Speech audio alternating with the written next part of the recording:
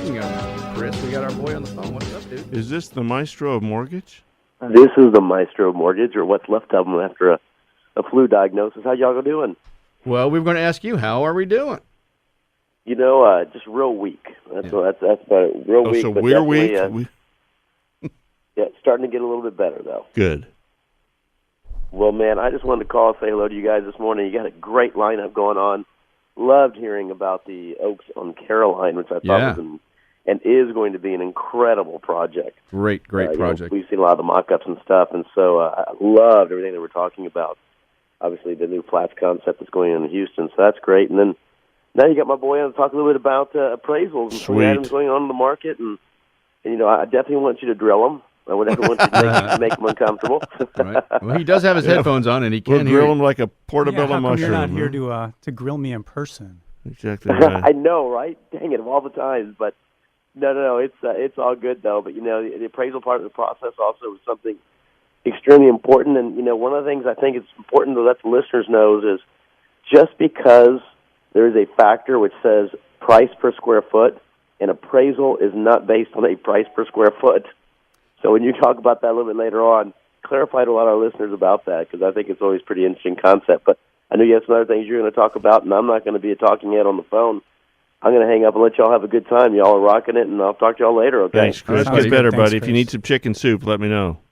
I will definitely do. I appreciate it, bud. If you need some Fireball, let me know. Hey, at least I know I can get either one. Thanks a lot. All right. See you soon. There you go. Bye. Bye. Steve Kahane. Yes. All right, man. Let's talk about appraisals. We had a really nice discussion. I learned about mid-rises, and so I hope we can. I and our listeners. And Dave's probably not going to learn anything because Dave knows everything already. Well, actually, one of the things I was going to talk about. Actually, you probably know better than anybody, and that's the new TRID rules. I do know a lot about the new TRID rules. I don't know how they affect the appraisal side of it, so I want you to expound on that. But, yeah, we're all kind of tripping over each other on the TRID and the CFPB because nobody quite has it all together just yet. So the way it impacts appraisers, one of the things we do is we analyze the financing of comparable sales, and HAR has one of the best MLS systems in the country, and it always contains all the financing information for comparable sales.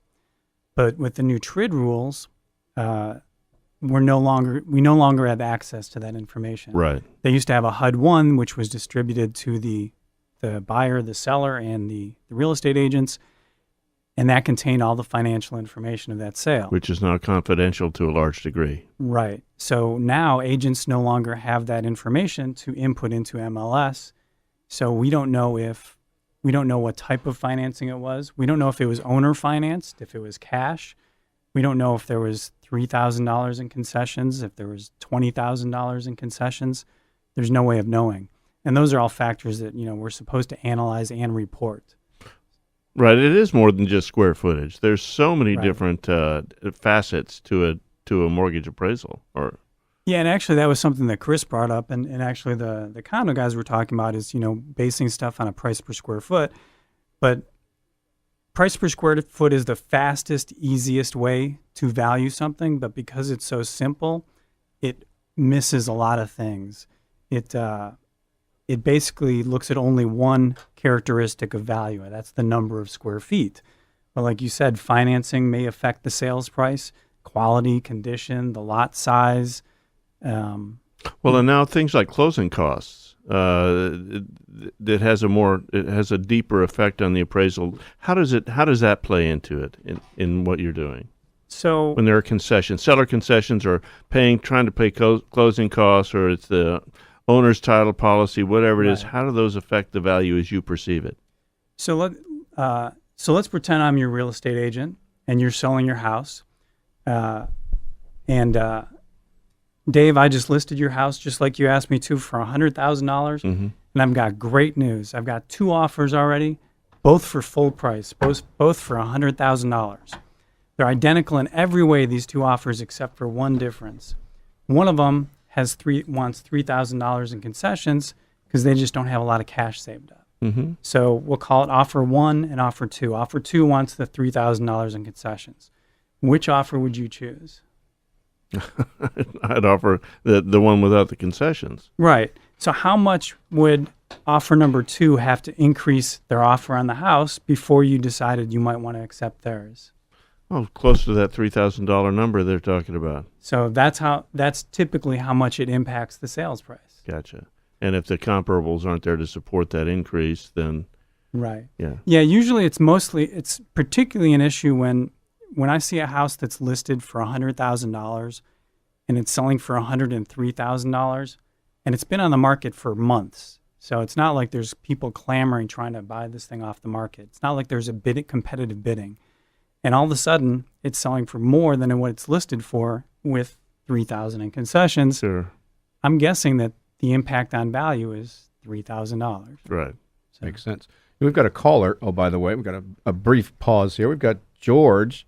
I think we're actually going back a segment because George is a local realtor, and he has a question about where the clientele is coming from for the Oaks on Caroline project. So we've had Andrew step back in here to field that question. Thank you for your question. There's been a psychographic trend shift where people are coming back into town and people are shifting towards a lock and leave lifestyle. People are tired of maintaining big homes. People are tired of maintaining yards, paying for the pool, that they want a low maintenance lifestyle.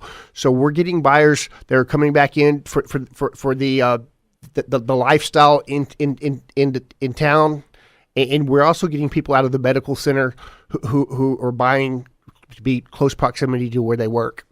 People are tired of driving in and commuting every day. That answer your question, George? It sure did. I appreciate it. Thanks so much. Buddy, thanks for listening. All right. All right. Steve Kahane, where were we? I don't know. Where were we? Oh, I Well, thought let's go somewhere somewhere else. A simpleton like me, how the effects of seller concessions could, determine the value. Right. Well, we had a little pre-show discussion that I found interesting. If you want to touch back on that,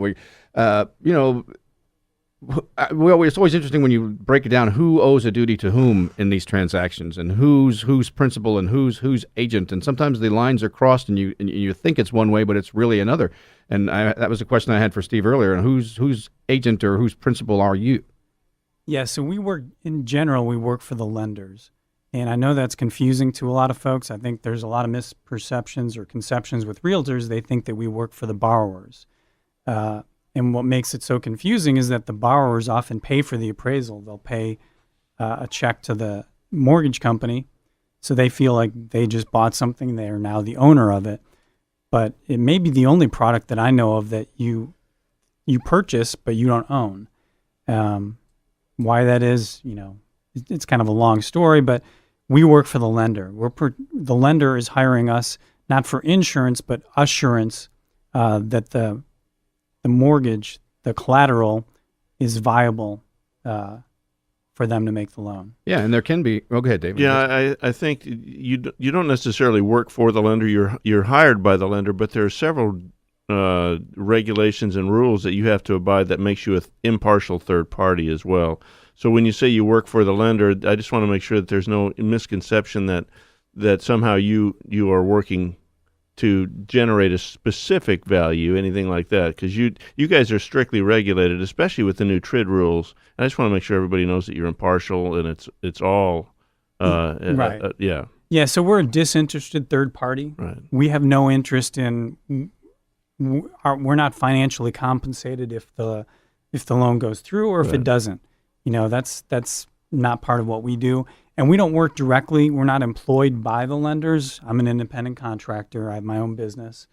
But our client is the lender. Right. And most of them, they don't necessarily know the appraiser that's performing the assignment.